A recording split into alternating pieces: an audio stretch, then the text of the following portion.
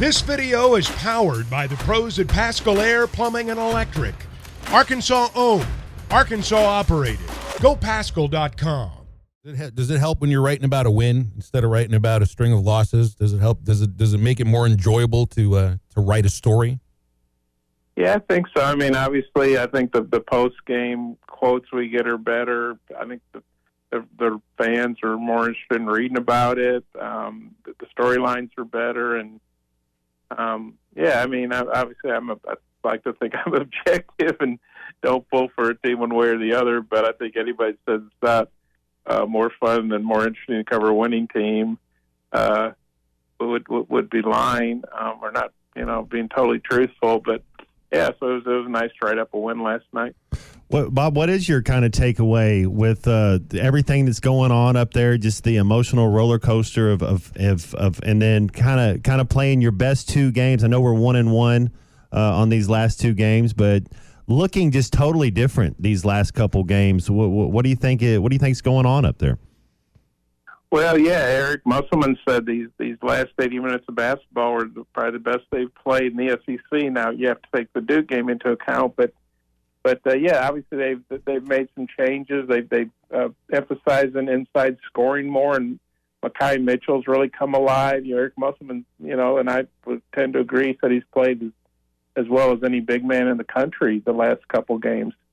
And then Jalen Graham, we know he's been a good scorer, but he's had other lapses with things like turnovers or maybe lack of rebounding that have cost him minutes. But he fouled out last night, but he had he didn't get a lot of rebounds, but he had 4 steals, 4 assists, 13 points, very active. And then Chandler Lawson, he's just kind of been Mr. Reliable all year. Doesn't put up huge numbers usually, but Eric talks about how he does all the little things well.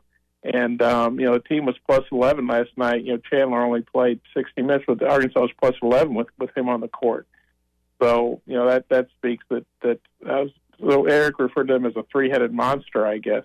And so they really had a good inside game. Had a good inside game against a really big Kentucky team. And Missouri's not real big, or their big guys they do have are younger. They obviously have Connor Vanover. We know about Connor because he's an Arkansas guy, played for the Razorbacks.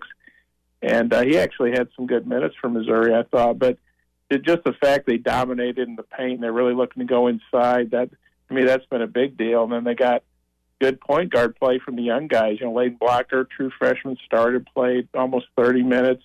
Keon Menefield, the sophomore transfer, he didn't play at all against Kentucky, not 1 second. He plays 32 minutes and has a really good game. They decided not to go with L. Ellis, who had played a lot of minutes.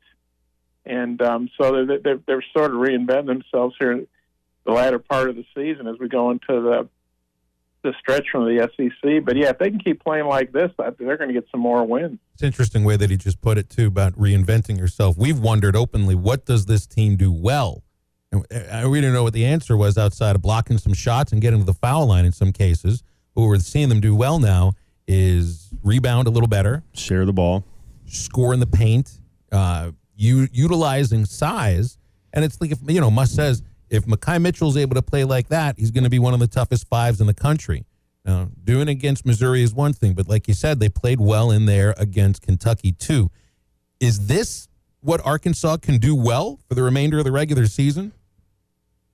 Well, you'd like to think so. And like you mentioned, Mizzou's 0-8 in the league. They haven't won. They and the Tigers and Vanderbilt, the only one of those teams. But I wouldn't say Missouri is just like the worst team ever. They actually were favored last night. I think they lost those conference games by an average of 9 points. They took South Carolina, who's playing really well. They took them to overtime.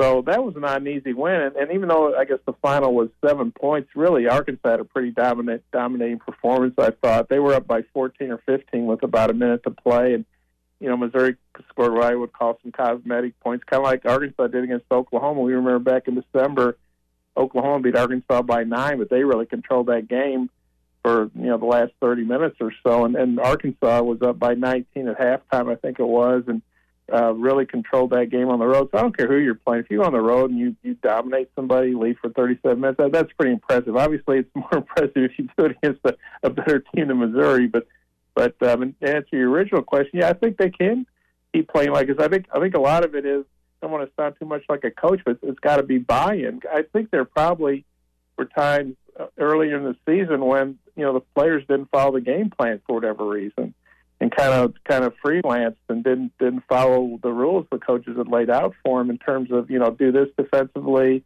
do this on offense, and so they only took 6 threes. I mean, how often do you see that in a game these days? So they hit 4 of them, so they made a good percentage. But Eric basically said, hey, if you're taking a bunch of threes, you're going to be sitting on the bench. You're not going to be getting back in. So those guys knew, take the ball inside, hit the high percentage shots, get fouled. They hit 21 of 26 free throws. And Missouri hit 20 of 22, but Arkansas ended up taking 4 more free throws. And they dominated in the paint. And, I think by taking it, Eric's talked about this, by not taking a bunch of threes, that they limited Missouri's fast break opportunities because, missed threes usually lead to long rebounds and breakouts, or if you take kind of a wild shot, that can lead to a fast break. And so Arkansas' shot selection was better, and that helped their defense. Hey, Bob, with Brazile and Devo, I don't know if Devo's gone for good or if he's coming back. I guess the question is, does Devo and Brazile, do they both suit up for the Razorbacks again this year? Well, I don't know the answer to that question. My guess is Devo does not, because when he left the team last year, it was for 1 game, and he was back, I think, within 2 days. And now it's going on a week now. I will say this: Arkansas still lists him on their online roster. His bio's in the game notes. Chuck Barrett mentioned him on the radio last night. I think if Devo was totally off, there was no chance. I don't think Arkansas would keep. He wouldn't have a presence, in their game notes. Their play-by-play guy would not mention him. And so I think the door must be open at least a crack for him to come back. But just the way things have happened, I kind of don't think he's coming back. But that's just my thoughts. I have no knowledge of that. And Trevon, I don't know. I mean, knee soreness. He hadn't been practicing. I will say this: I think there's a better chance. Trevon plays again, but we'll just have to see. He's thinking about his future. And if and when he does come back, he's probably going to have to adjust his game because he's a guy that's taken a lot of threes and he's a good, solid 3-point shooter. But I do think if and when he comes back, he's going to have to be more of an inside presence because that's the way that Arkansas feels like they can win games. Kind of an inside-out approach, Phil. Is that how you kind of see if you have Lawson who I mean, he's kind of basketball savvy. He's not the most athletic guy, but he makes play. And then I thought Graham and Mitchell both just being aggressive, not really wasting time, was good things for us. Yeah, and then even the guards were taking the ball to the hole. And Chandler's a guy that can knock down some threes. And I'm not saying Arkansas should never take any threes again. Obviously, threes are more better than twos, and if you make them. But I do think they've talked about not having an identity for this team, and I think their identity has been established now. They're going to be a strong inside team. They're going to look to get the ball inside first, not take 18 or 20 threes a game. And they're going to look to get to the line, which is actually, like Phil said, that's something they've done fairly well most of the season. And they're going to look to play, hang their head on defense, which has always been Eric Musselman's philosophy. But now when you have success, I think, the players can start buying in more and believing more. You saw the glimpses of the celebratory locker room, and it was Makai Mitchell's 24th birthday, and all those things. And so they can take some momentum to Baton Rouge. Now LSU's an improved team. They're 3-4 in the league, but they were 2-16 last year, and they've had a whole week off with this new. Everybody in the league gets a week break between games, and so LSU should be fresh and ready. But Arkansas is taking some momentum there. And, I think even though they obviously don't like losing Kentucky, they could feel good about that game, gain some confidence from that, and then gain some more confidence from the way they really, dominated Missouri. I don't know what they'll be able to take from this game into LSU, just because it's been such an inconsistent team on a game-by-game basis. But I think one thing you can take after these last 2 games is the energy that they've played with, the effort, which has been noticeably better on both sides. And I mean, it coincides with the shakeup in the locker room as well. These 2 things feel like they are tied together a little bit, but I never know what to trust out of this team this year, Bob, but I'd like to trust right now that you do get good effort and good energy at LSU too. And that's what the players have even talked about. Mussel's talked about that. On a game-by-game basis, effort has been a roller coaster as well, but not these last 2 games. Yeah, and this is really the 2 best SEC games they put together back-to-back, and you can say, well, wow, 2 games, that's not exactly a lengthy streak, but it's better than 1.